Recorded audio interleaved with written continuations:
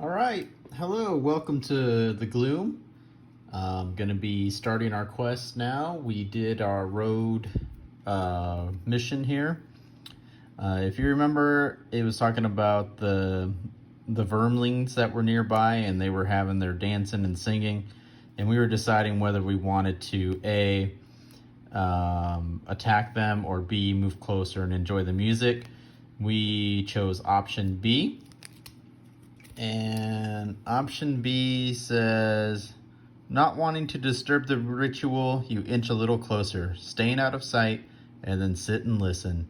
They go through a number of different tunes, and you feel enriched by the experience. Gain 3 experience each. Good choice.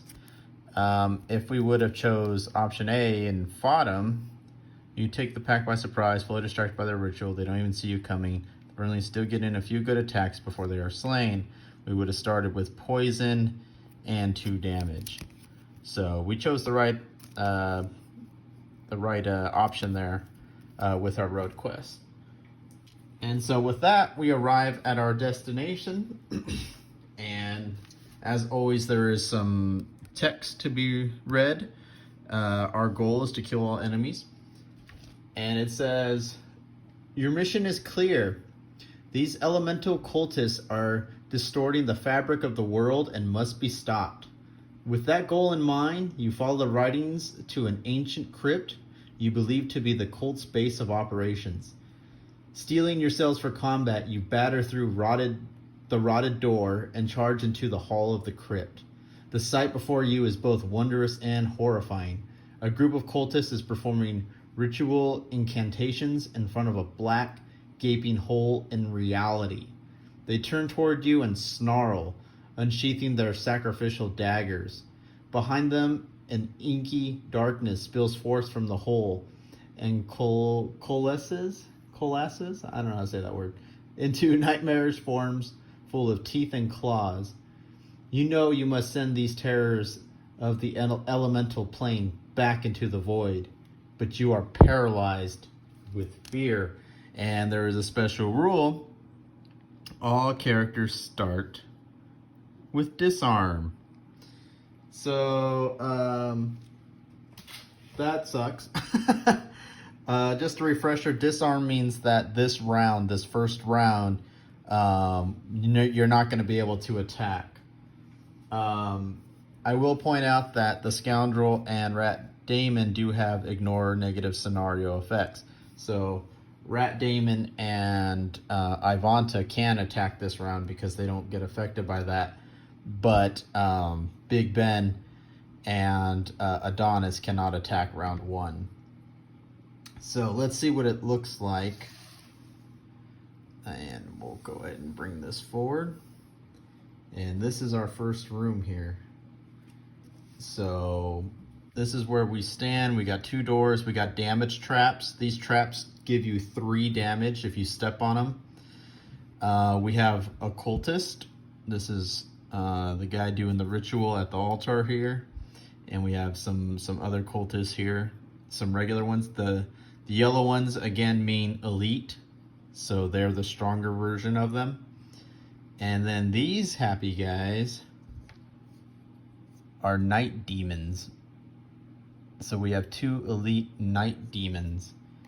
And I'll show you guys the cards. So again, cultists, we have 1 elite, 2 regular. The elite has 9 hit points, 2 move, 2 damage. And the regular have 5, 2, and 1. And the night demons have a lot. They're both elite.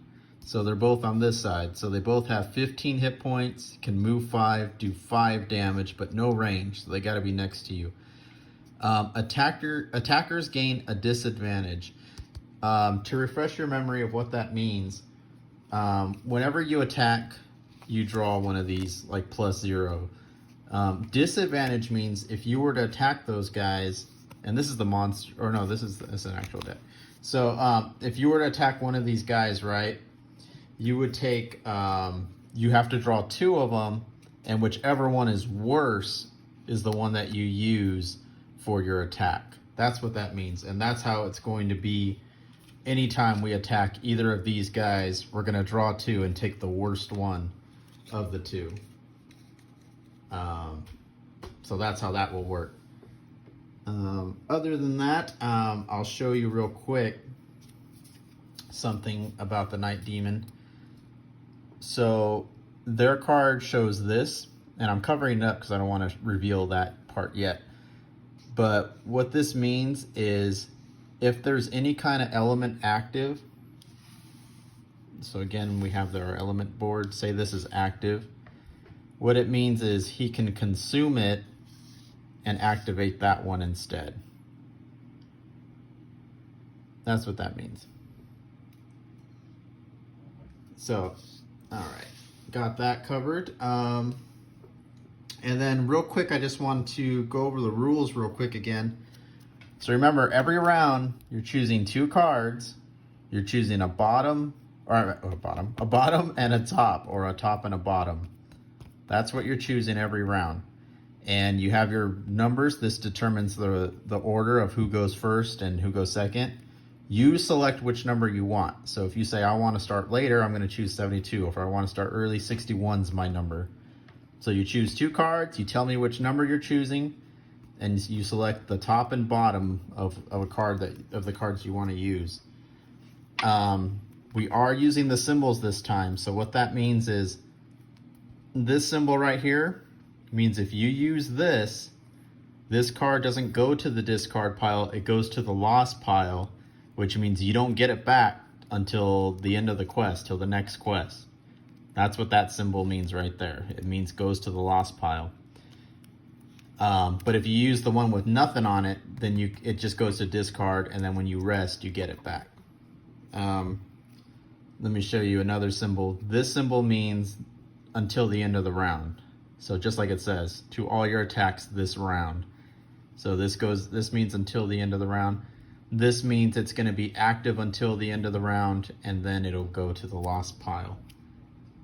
And then I'll show you like Rat Daemons. This means it's going to be continuous until another augment card is played or I choose to discard it. So that's what this one means. So those are just a quick overview of what the little symbols mean again, just so you guys can be aware. Because like I said, we are going to be using them, which we haven't been using before. So you may not want to use this attack 6 if you don't want to lose this card already, because you can start running out of cards pretty quick. But there we are. We are set up for round 1.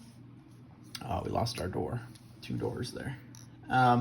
So we are set up for round 1. We'll determine what 2 cards everyone's going to use and the turn order, and then we will go from there.